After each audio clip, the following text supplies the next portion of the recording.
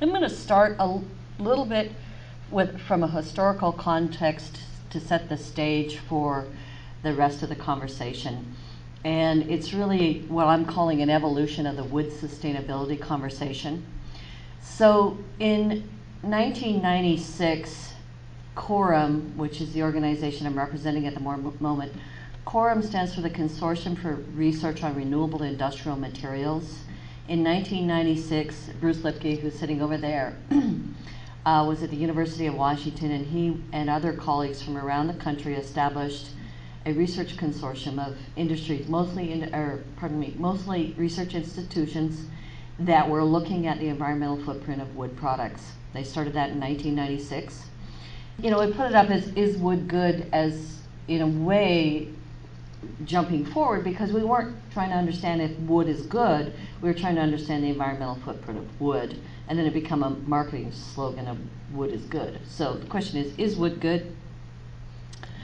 And the way that we approached that, starting in 1996, was to do life cycle assessment, life cycle inventory and life cycle assessment, both of forest resources and of the things that you produce from forest, lumber, plywood, glulam, the list goes on. And I think it's important to place that context, because when we did life cycle assessment, when we started that in 96 and we continue to do that, it's very data intensive, very data driven, because you're looking at basically an input-output model. You have to make sure the mass is balanced, to do a number of things like that. And you're really looking at what does it take to produce a cubic meter of wood? What's the energy input? What's the environmental impact of that cubic meter of wood?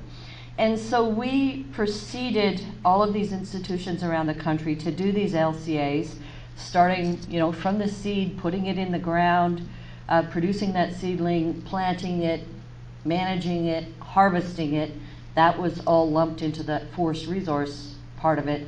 And then from there, trucking it off to the facility, the manufacturing facility, to look at what was its footprint there, and that could include anything from lumber to plywood to engineered wood products, and the latest one is CLT. So that took, I mean, we've been doing it for 22 years. That's taken a long time. It's very data intensive, and we got to this place where it was like, hey, maybe wood is good. So the first reports came out in 2005. Took about 5 years to collect that data. The second reports came out in 2010 that covered 4 regions, and I think all of the wood products that we produce. And then we decided the rules started to evolve, and the rules started to change about defining sustainability. So we ended up having to revisit a number of those wood products, the life cycle inventory and assessment, this attributional data. And that was published just last February. They labeled it as December 2017, but we actually got it published on February 2018. And this is the latest Quorum data on a number of wood products. Now, I don't know if any of you were here first thing this morning. Bruce talked a little bit about the differences in the comparison there. That's all available on the web at our website, quorum.org, plus all of the historical stuff. It's all publicly available. It was mostly funded with federal dollars. So we, just a little snapshot to try to understand from an attributional level, is wood good? The work that I did was looking at forestry operations in the Pacific Northwest. So again, from that seed to that seedling to harvesting that log and putting it on the truck, the results are, they're looking actually pretty impressive. There was, we report a whole bunch of inputs and outputs and emissions. Global warming, acidification, eutrophication, all of these things are required if you're going to use this information to develop something called an environmental product declaration, which we're going to get into. The big conversation is around carbon, of course. So everyone wants to know what's the carbon footprint. But the results here are pretty compelling. That for average operations, this is based on survey data of talking to growers and landowners. What do you use? How much are you using? What's your volume? And doing the heavy data analysis, we're looking pretty positive that wood is Wood is good. Yeah, wood does look pretty good on an attributional basis. For example, our pretty common operation is this first column where you're looking at herbicide treatment as your site preparation. And this was a little bit different. We'd updated the Pacific Northwest. It was first done in 2005, and a lot of that data was modeled, wasn't necessarily survey data. And when I went back and compared it, I thought, I'm going to see all these differences because I did the survey, and now we're herbiciding instead of doing mechanical site prep, and we're doing all these sorts of things. Wasn't that different? So right out the door, I was like, wow, we kind of nailed it at the beginning. And this is a further confirmation that even with the evolution, it doesn't take that much energy to produce a log in the Pacific Northwest. And then I tried a number of other things to say, well, what happens if we burn it? And then for historical purposes, I wanted to look at broadcast burning because there's all this concern about emissions to the air. What does that look like? And per cubic meter, it takes between 10 and 23 kilograms of CO2 equivalent, but the log is storing 960. So, we're in positive territory there.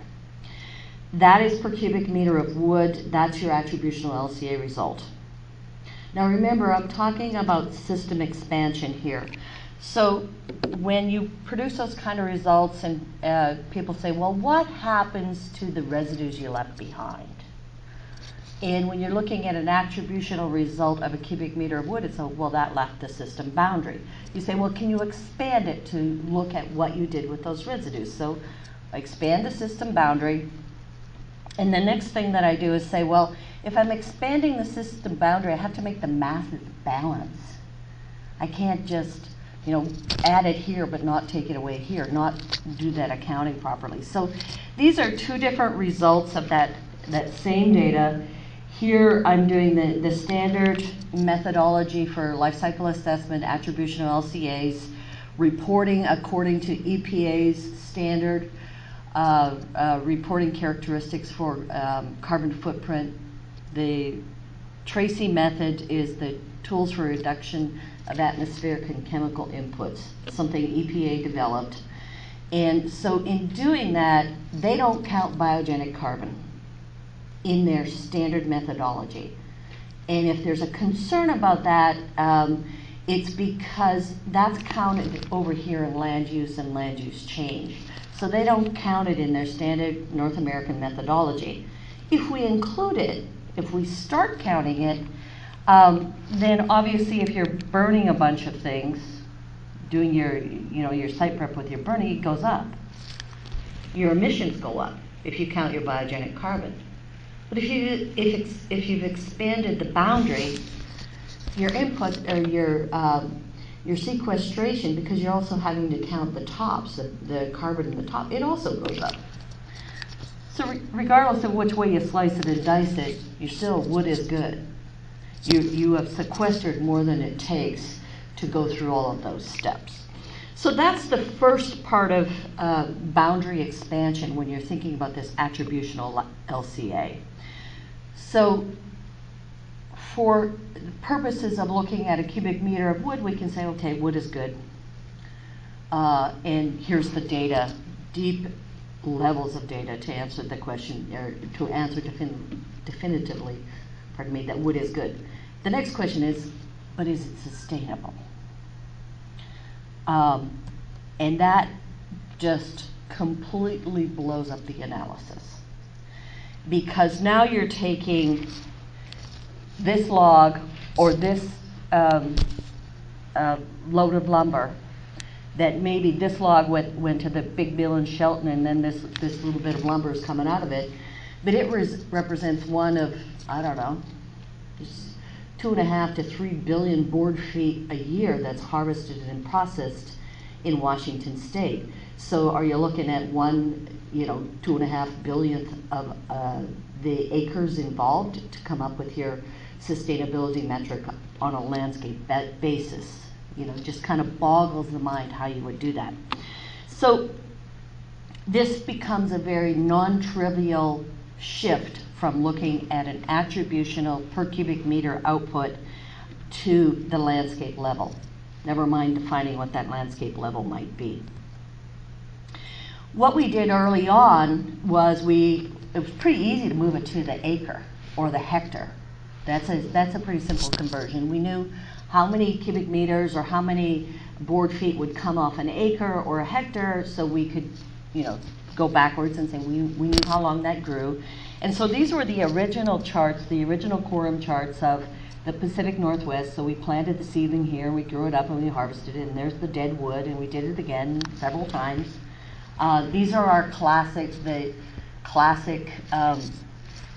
charts that actually have been used quite widely in a lot of different places with some smoothing and kind of making up the numbers, but these are based on real numbers. And then we were able then to take all the data from the milling and say, well, we know exactly how much wood came in, we know how much of that got turned into 2x4s and how much got turned into residues, and whether those residues were shipped somewhere or whether they were burned for energy, and we came up with this particular chart here. So I have to say we were all pretty pleased when we came up with this chart. I think I was even there the day that Bruce said, hey, this tells our story. And I think McCarter actually developed it, if I'm not mistaken. So it's not just me. I'm here reporting on the next stage. There's a lot of wisdom within our network of quorum contributors that built this whole story for us. The problem with this particular approach is that it doesn't get you to the landscape. It gets you to carbon, whole conversations about carbon debt. Do you start just before you harvested it or just after you harvested? That whole conversation of carbon debt came out of this, I think, per acre analysis, which is, it leads us to job security, I'm going to say. And I will tell you that over time, we did a couple of other different things during that era, and one of them did end up turning out to be a landscape level analysis, just because at the same time we were doing this, we were doing a timber supply analysis for Washington State, and we were working on east side and west side. So timber supply analysis for Washington State, what I did here was I looked at that east side forest, and I went backwards and what was the average harvest for 30 years backwards, and I implemented it going forward, and I drew the forest forward, and I counted all those things and divvied it up, and I was like, this is a lot more complicated to come up with, are you sustainable on this land base? I would say from that chart and using those assumptions, yes, we are in eastern Washington. That didn't happen to include fire. So, there's some other things to think about there. But depending on those assumptions from the past holding true to the future, then you could say, yes, we are sustainable on a landscape level basis for that particular area. Now, this is where we get into alphabet soup. So we've had all of this experience and history of developing these life cycle assessments for wood on a per cubic meter basis, and really happy with that. And we come to the conclusion this is a necessary, what I'm calling a necessary first order condition. We learned this in economics, Gene and I. Horrible, but we learned it. But no longer sufficient. It's not good enough to say wood is good based on this per cubic meter.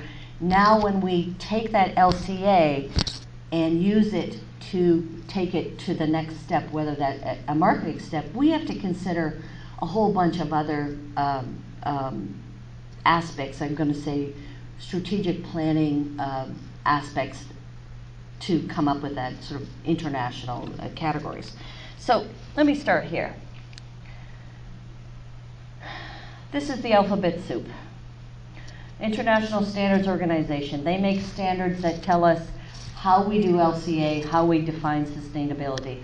So the standards that drive life cycle inventory and assessment are ISO 14040, 14044, and 21930. Those standards think of them as sort of mom and apple pie, overarching conditions that you have to meet as you're developing a plan that addresses sustainability. If you, from those, the next level down, the next level of detail is something called a product category rule. Product category rule tells you what you need to include to determine or to define the sustainability for your product. In our case, North American wood products, the first category rule, I think, product category rule, was developed in 2011. They did an update in 2015, I believe, and now they're doing another one. The original one was at P Innovations in Vancouver, British Columbia, started that, and now UL Environment is taking us through the next level of product category rule. The reason that matters is that product category rule tells you what you have to have in an environmental product declaration, and the environmental product declaration is the thing that you would put essentially going with your lumber to a seller that wants to know this lumber is sustainable. That is your nutrition label. It tells you what's the emissions, it tells you the footprint of all of these elements. Now, the environmental product declaration is essentially a really, it's about a 15-page summary of a 65-page document. The LCA is now about 65 pages of analysis and reports, and it gets synthesized into 15 pages of an environmental product declaration that gets boiled down to one page that goes with the wood for people that are interested in that. All of these things are driven by international standards. So, in the recent past, in order to address this broader than the cubic meter conversation, we had, I'm going to call it LCA Plus, we had another standard, a national standard, ASTM D761210, and it was our workaround that said if the wood came from legal, responsible, or certified sources, then it was sustainable. And that ties back into the last conversation we had. Legal would be, you didn't steal it off the Forest Service land. Certified, obviously, is SFI certified, FSC certified, American Tree Farm System certified, or if you're in Canada, Canadian Standards Association certified. Responsible is somewhere in between them in terms of categories. Interestingly enough, I learned yesterday that Oregon's forest practices were classified now as responsible sources. So if you were harvesting according to Oregon's forest practices, you would be considered a responsible source of wood. That would be a responsible source, and you would meet the standards that are required for international trade. But of course, things evolve and things change, and while that worked for the last environmental product declarations, we have to produce new ones with our new data, and that has a new standard. I'm calling it LCA++. And in that, the new ISO 21930 standard has a requirement to characterize forest level sustainability, either through saying, are the forests certified, or do you have stocking stability? Now, I don't know how that's going to affect Georgia. Be interesting to find out. But I'm only talking about the Pacific Northwest. I think I'm on track here, actually. So, with this additional change, now we have to start thinking again about how do we characterize our forests or the material coming into our mills or coming out of the Pacific Northwest under this new sustainability standard. There's the standard, there's the actual verbiage of it, and there's really two notes. There's one that says, hey, if you're certified, then you're sustainable, because they're relying on the certifying agent organizations to ensure that that all of these things are being managed according to certain standards. Or there's what I'm calling an out, that if your forests aren't certified, then there's other evidence such as national reporting under the UN Framework for Convention on Climate Change to identify forests with stable or increasing forest carbon stocks. So I said, well, how are we doing? In the Pacific Northwest, what I did is I went back into RPA data, which is basically a 10-year report out of growth and yield over time for the forest inventory analysis data collected by the U.S. Forest Service. So this is a Pacific Northwest, Oregon and Washington. I'm aggregating that data because a lot of the statistics are based on Pacific Northwest, which is Oregon and Washington, not Oregon or Washington, or not East versus Western Oregon and Washington, which we all know are quite different. Some interesting things here. We really haven't lost a lot of acres since 1953. So this is in thousands of acres. So, you know, we basically have 41 million acres of timberland in these two states. Timberland is defined specifically in FIA, and it's to do with productivity. It excludes areas that are reserved, so you know you don't have any parks in there, you don't have any wilderness in there. These are areas that are capable of growing timber and are included in this timberland category. I've separated out between public and private because the characteristics of those two are very different in how they're managed, productivity in some respects, but also how they can be managed into the future. So I look at this and said, well, we've got 41 million acres of timberland. And then I went, and these are pretty much hot off the press, of the certified acres in these two states. So we have about 10 million SFI acres, Certified for Sustainable Forestry Initiative. We have 1.1 million American Tree Farm System certified, so those are small forest landowners. We have about 612,000 FSC certified, and that's the only number that I'm not 100% certain of, just because of where I could pull that data from. So overall, we got about 12.5 million acres of certified land in these two states. Turns out to be about 30% of our timberland is certified.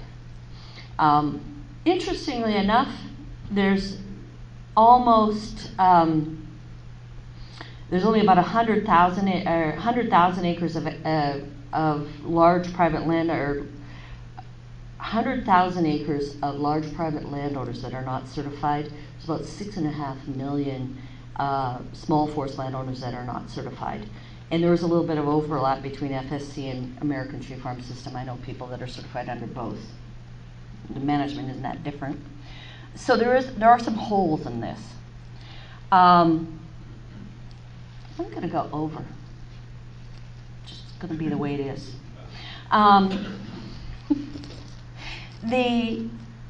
So our out was clearly, if we say only 30% of our timber or 30% of our lands are certified, that puts us in a bind in terms of reporting out, are we or are we not sustainable. So our out is to look at, are the forest stocks stable or increasing?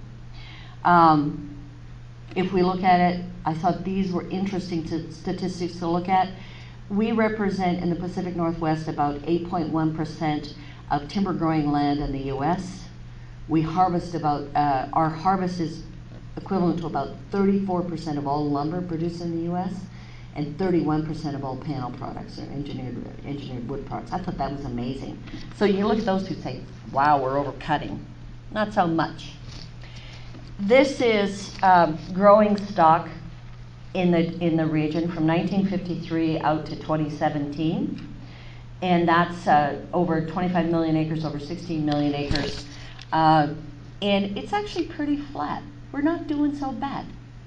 There was a little bit of a dip here, and then that Northwest Forest Plan kicked in right about there, and there's an increase in the amount of growing stock, and then it's starting to decline on public land, and there's this increase here, which is still a little bit of a puzzle to me. So from this perspective, it looks like we're increasing, at least back from 1990 on, 90 forward. And I'm specifically measuring growing stock, which is over 5 inches, because that's the place where we would start to be thinking of actively harvesting from. When I try to understand these numbers, the reason there's an increase on public land is this decline in harvest on public land from 1993 onward. That is very clearly, the reason of that is the implementation of the Northwest Forest Plan. This one here tells you how bad the 2008 recession was. It's brutal. It's worse than anywhere else since 1953. And could be why we have an increase there. The other thing that I think is really important in that whole discussion is, yeah, we went up. Why aren't we keeping going up?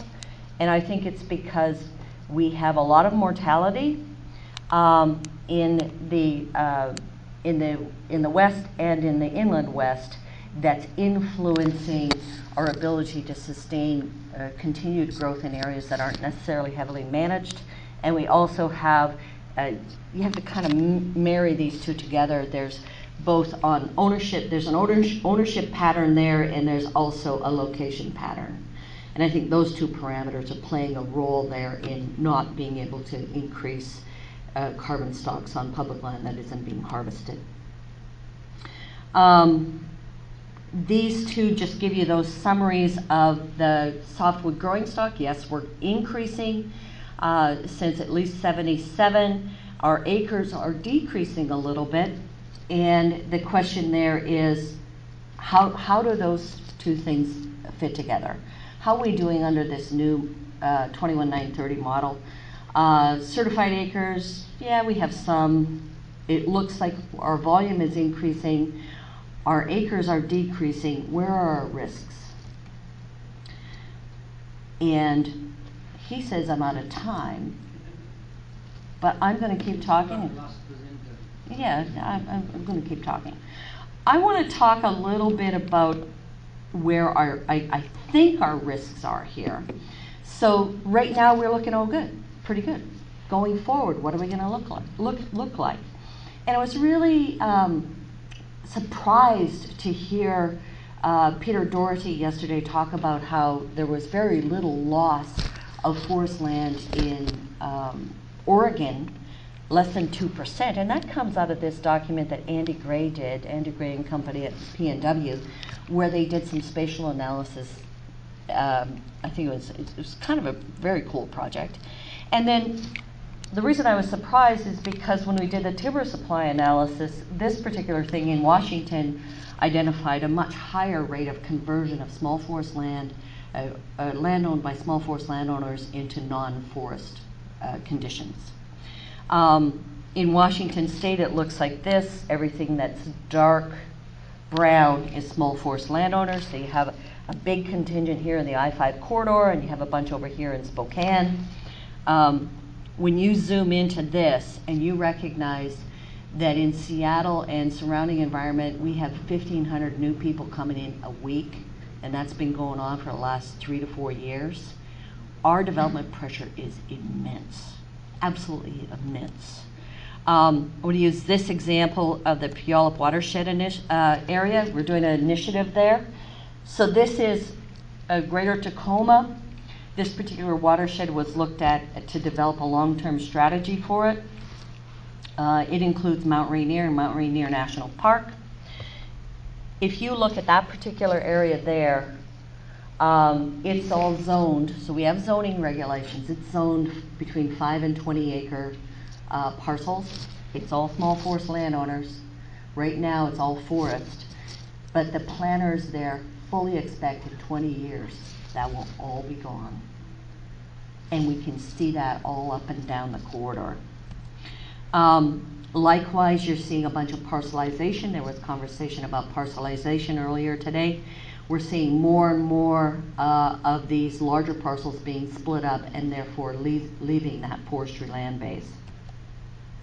So when I think about that and I think what can we do, I think back to what's happening in the Southeast. What's happening in the Southeast is very different than what's happening in the Pacific Northwest.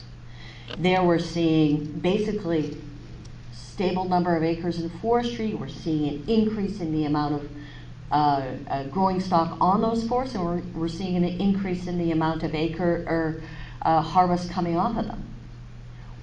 There, the sustainability is looking a lot better than it is here. What is the difference?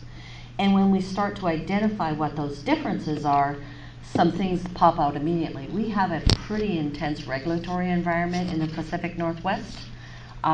We have basically a lot of aversion to harvesting. We don't have a whole lot of support for small forest landowners to be able to see this as a good economic opportunity. I'm not certain if we have how many mills have this fiber sourcing agreement, if that matters that much here. But we certainly don't. I'm going to say we don't have that that idea that really supports small forest landowners doing this, doing the kind of work that would, or giving them the kind of kudos for doing the kind of work that they do.